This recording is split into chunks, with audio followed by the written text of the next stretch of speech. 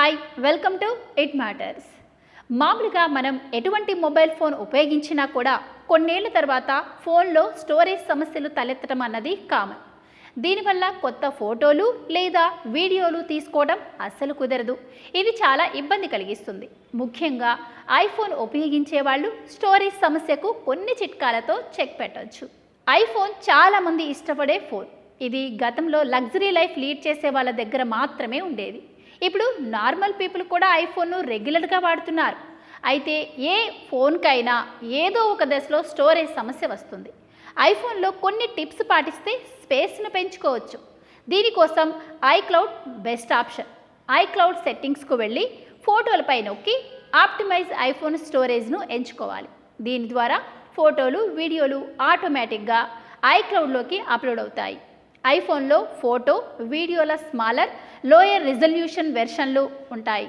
చాలా ఫోటోలు వీడియోలను స్టోర్ చేసుకోవాలంటే ఎక్స్ట్రా ఐక్లౌడ్ స్టోరేజ్ కోసం డబ్బు చెల్లించాల్సి రావచ్చు.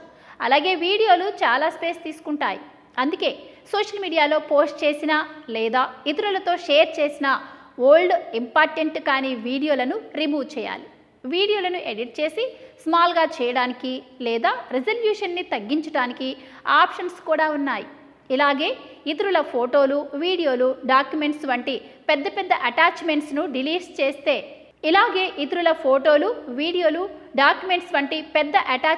డిలీట్ చేస్తే చాలా స్పేస్ ఫ్రీ అవుతుంది. ఇందుకు ఐఫోన్ సెట్టింగ్స్కు వెళ్ళి జనరల్ ఆప్షన్ సెలెక్ట్ చేసి ఐఫోన్ స్టోరేజ్ పై నొక్కాలి. ఎక్కువ స్పేస్ ఆక్రమిస్తున్న అటాచ్మెంట్స్ చూసి సెలెక్ట్ చేసుకొని తొలగించవచ్చు. మెసేజ్ యాప్ నుంచి కూడా అటాచ్మెంట్స్ తొలగించవచ్చు. యాప్స్ను తొలగించి కూడా కొంత స్పేస్ సేవ్ చేసుకోవచ్చు. యాప్స్ డిలీట్ అయినప్పటికీ వాటి డేటా అలాగే ఉంటుంది. కావాలనుకుంటే వాటిని తర్వాత మళ్ళీ ఇన్స్టాల్ చేసుకొని ఇబ్బంది లేకుండా వాడుకోవచ్చు. ఈ సింపుల్ టిప్స్ ఫాలో అయితే స్టోరేజ్ సమస్యను అధిగమించవచ్చు.